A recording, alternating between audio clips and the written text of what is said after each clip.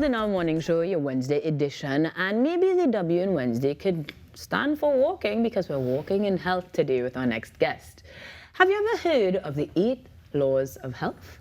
Well, you will this morning because we're joined by Keren S, a medical missionary who will share exactly that. Good morning and welcome to the Now Morning Show, Ms. Walke. Good morning. Thank you for having me. Well, I want to walk straight towards those 8 laws of health, but I suppose maybe we should first define what is law. Right. So law is the system of rules that govern a person's behavior and procedures to help regulate their actions. And health is the state of well-being free from injury and Sounds good to me. yes. It doesn't necessarily mean that we're deviating from normal abbreviation. So far, Right. we're on the same page. Yes. We know what's law, we know what's health. What are the 8 laws of health? So the 8 laws of health, And I'm there writing. are several acronyms out there, but the one that I have coined, that I use, is TT Answer. Ooh, I like it already. Yes. Keeping it local. Let's go. TT Answer. So the first one that I think is very important to me is trust in God. This law deals with the mind. And if you understand how important mental health is, stress, emotions, all of these different things that affects a person, all illnesses start in the mind. And there are several studies that have tested and proved that. Right. The second law is temperance, or as we all know it, self-control. So we move from trusting in God, self-control, and the answer. Air. EIR, like regular air? Yes. Air is the first one in the word answer. Nutrition. Sunlight. Right. Water. Right. Exercise. Ah, boy. And rest. So I could have guessed the last 2. Right. But air? Air. How do we get there? What does air mean in the law? The law of air is very important to our health. So a lot of persons spend a lot of time indoors, and the air may not be pure air. There are persons who live in sick houses. A lot of the constructed buildings now are air-conditioned buildings, and air condition is regulated air, the same air that is re-regulated throughout the building.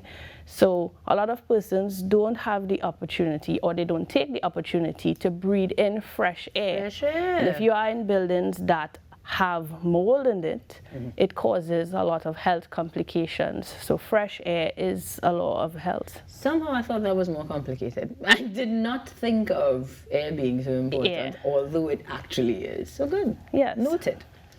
Nutrition is more obvious though. Definitely. Tell me a bit about how we should go about exploring that as a law. Nutrition. We just need to remember that eating live foods to feed our mechanism, our body, is very important. And when I say live foods, foods that have original nutrients and vitamins in it, food that comes from the ground.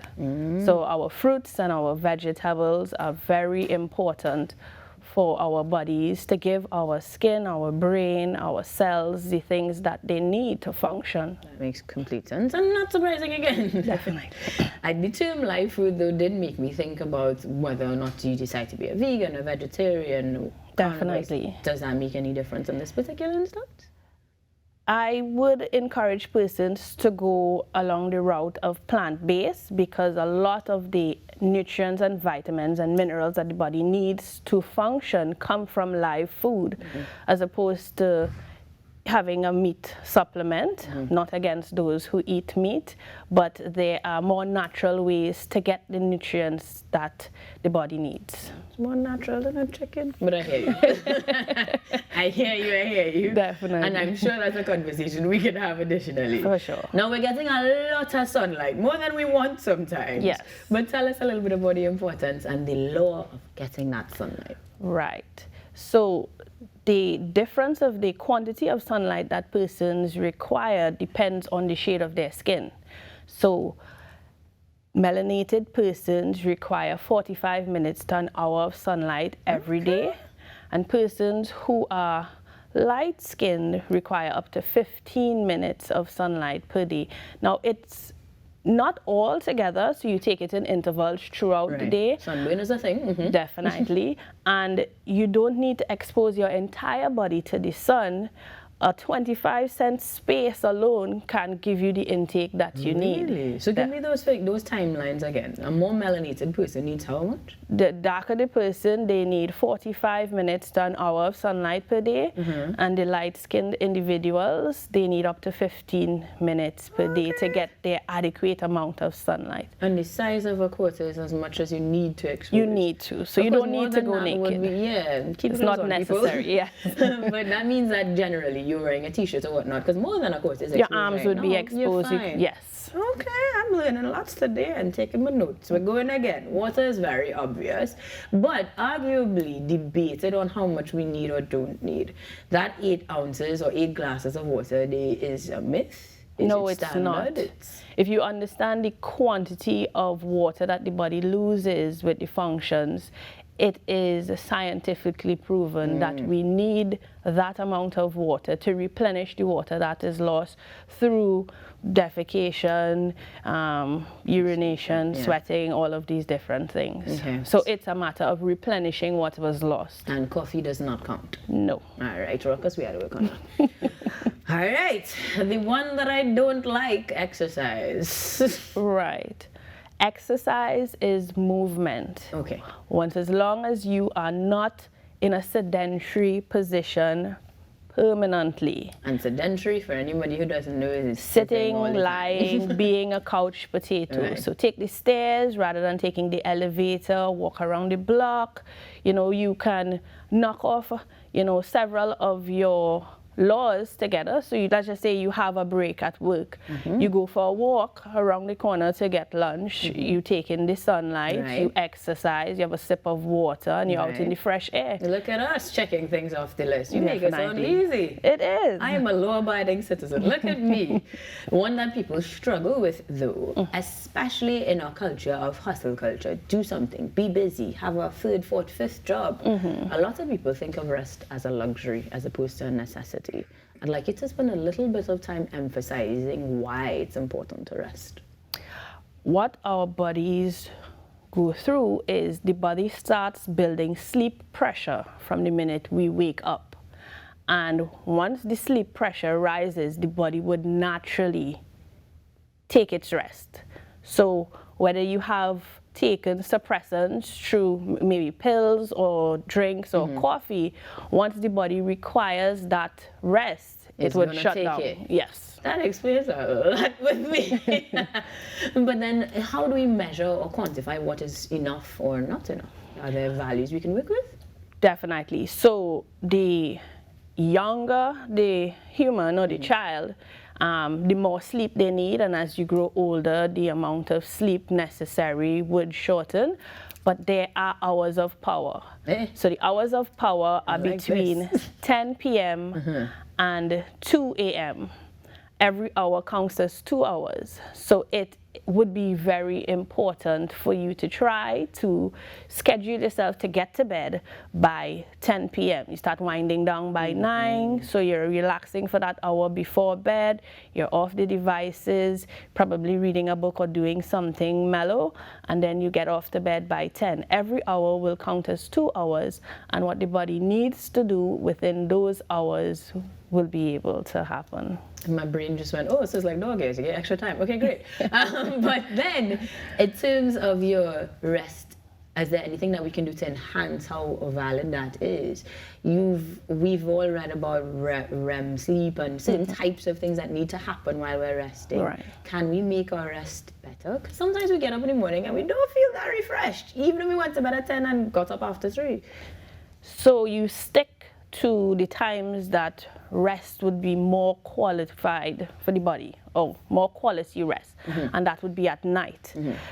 The body releases a hormone called melatonin around 9 p.m. at night.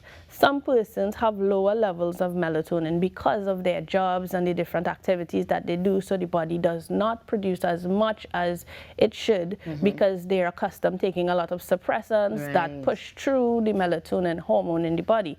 So persons take it through supplements. But how you can regulate that melatonin is just by going into the sun in the daytime. You're closing your eyes and you're facing your face directing at the sun so that you can recalibrate your circadian rhythm, which is in your pineal gland. All these terms, but yeah. Yes. And you help your body's clock to restart so that your body would know this is daytime and nighttime is when, you know, the sun goes down. And you help with restful sleep by coming off of the devices. The sun gives off a blue light, and the cell phones and the televisions and the tablets, they also give off a blue light. So the blue light from these devices interfere with the timing and the system of the body, which is why I would have suggested that you try winding down an hour before so that the body knows that you're going into this system of sleeping. Yes. Now, Keren, all that you've told us is not necessarily brand new information, but how it's put forward is potent. If we want to go over all of that, how do we find you? How can we connect, and where can we find this information?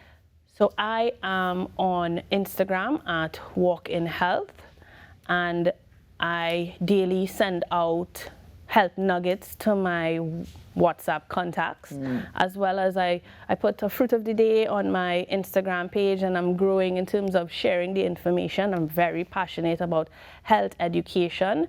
I do lectures and focus groups and just different things, so persons can reach out to me through my social media platforms to get that. And then the information that I'm sharing is not new information.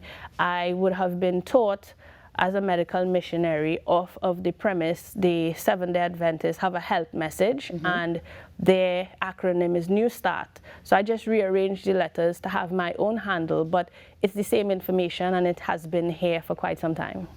Now, one last interesting fact about you is that your education background is largely in business admin and HR, things of a different nature. Yes. So I want to ask, what drove you to focus your passions and your energies on health and nutrition specifically?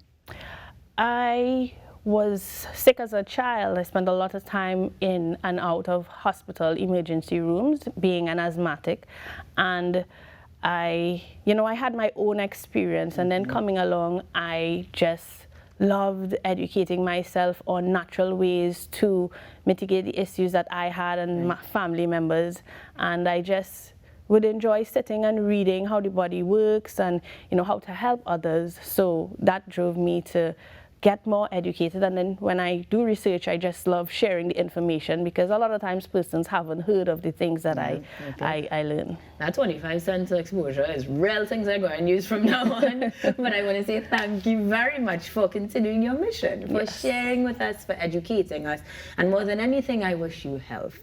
You as well. We were joined by Keren Walke, the medical missionary, giving us the 8 laws of health, all of which you can find on her Instagram and more. But for now, we're gonna pop after these messages, so stick around, guys. This is the Now Morning Show.